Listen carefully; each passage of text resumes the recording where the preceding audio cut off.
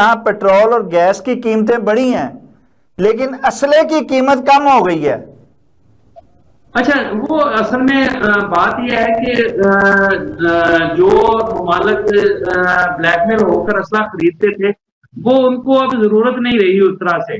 तो एक तो ये हो सकता है, और दूसरा जो है कि वो चीप टेक्नोलॉजी आ गई है।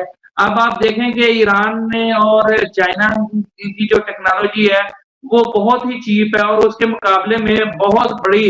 अब आप देख रहे हैं कि पाकिस्तान का जो और चाइना के इश्तराक से जो हमने थंडर 17 बनाया है, उसके मुकाबले में राफेल की कीमत जो है वो कई गुना, 5-6 गुना ज्यादा है। लेकिन इफेक्टिव जो है वो हमें जेएफ थंडर 17 नजर आता है। तो इसी तरीके से ड्रोन जो है वो बड़े बड़े मिसाइलों का मुकाबला कर रहे हैं।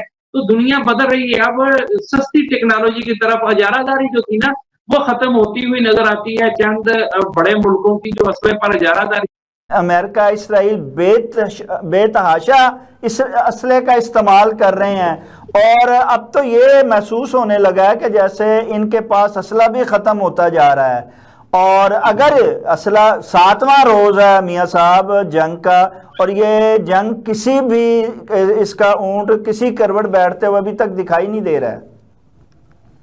आप लोग कह रहे हैं कि अभी तक तो कुछ नजर नहीं आ रहा कि ये जंग क्या शक्ल इख्तियार करेगी, और वाइंड अप की तरफ तो बिल्कुल जाती हुई नजर नहीं आती।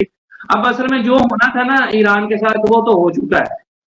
अमेरिका फंस गया है, बेशक उसने बहुत बड़ा नुकसान पहुंचाया है, उनकी सारी लीडरशिप खत्म कर दी है, और 1200 के करीब जो है वो अहदाफ को निशाना बनाया है अपनी तरफ।